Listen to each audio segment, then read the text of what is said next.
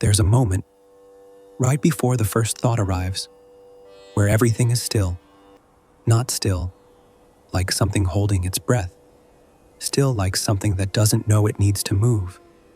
You've been there this morning. Every morning, actually. That gap between sleep and the first word the mind produces. Before you remembered your name. Before you remembered what day it was. Before the list came back. And then, something returned. All at once, the I arrived. And with it, everything the I carries. Ramana Maharshi pointed to that moment, the way you'd point to something that's been sitting in plain sight the entire time. Something so close, it kept getting missed. Every day, he said, you experience that state in sleep. There is no mind or thought in sleep.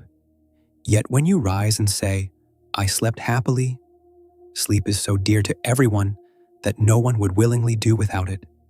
Sit with what he's actually saying here. In deep sleep, there is no mind, no body sense, no name, no problem. The I that spends all day searching, managing, trying to arrive somewhere, that I completely disappears. And yet something remains, something that wakes up rested, something that says, without being asked, I slept well. Who was there to notice that? The mind would like to skip past this question. It finds it inconvenient.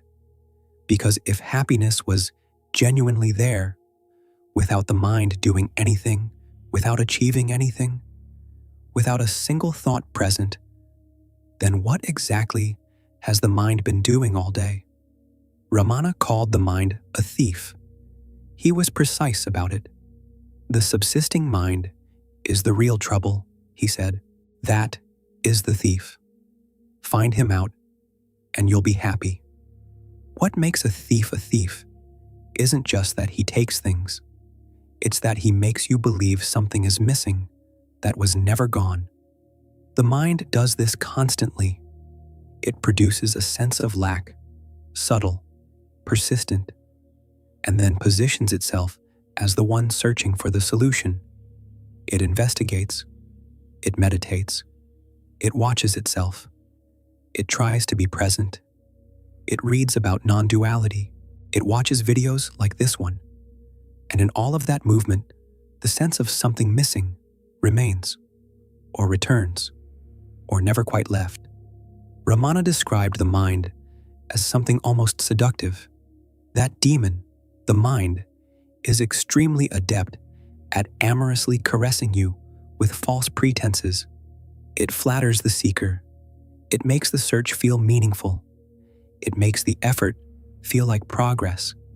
It even makes the observation of the search feel like a step forward. But what if the effort itself is the thing to look at? What I've noticed is that the trying has its own texture.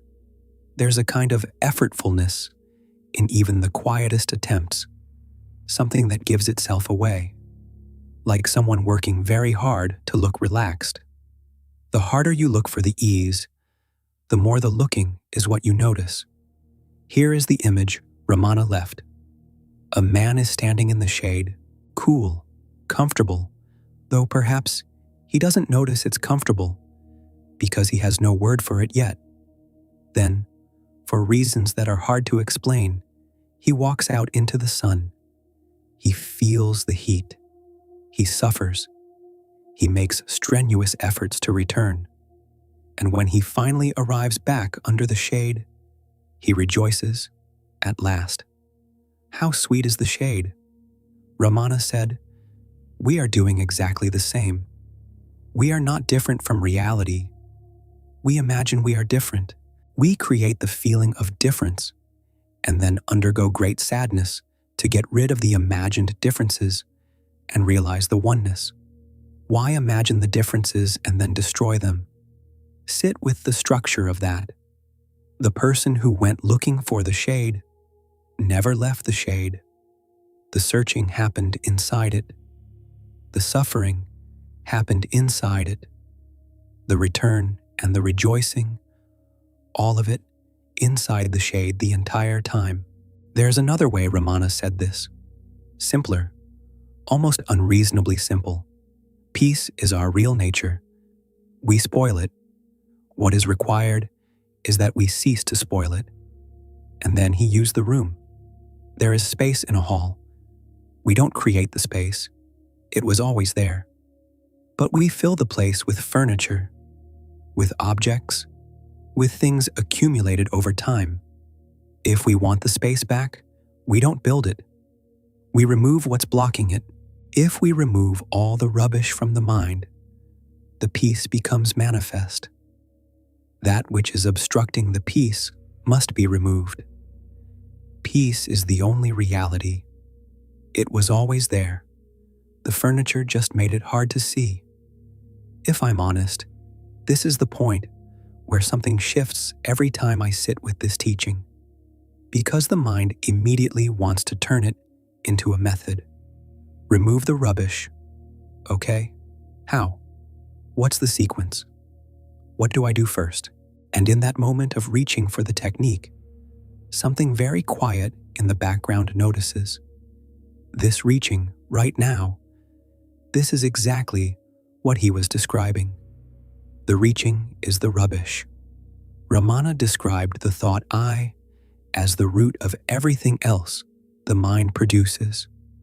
The mind is merely thoughts.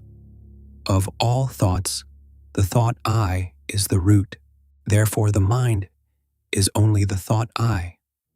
Every thought that has moved through you in the last hour carried this underneath it, an invisible subject attached to everything the mind generates. I am worried. I should be further along. I am the one who is trying to understand this.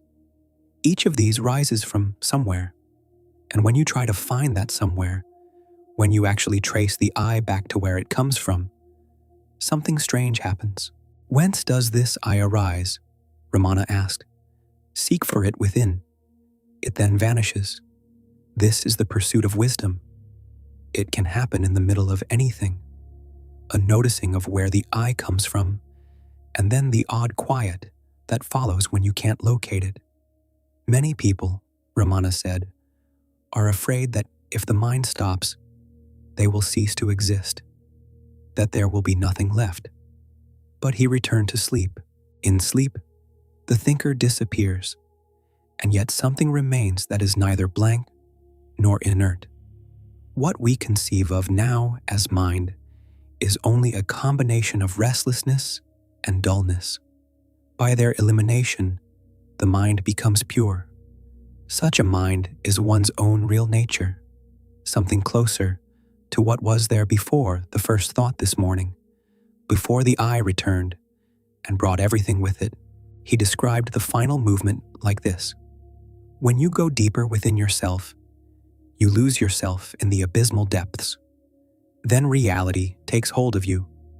And then this, you are swallowed alive.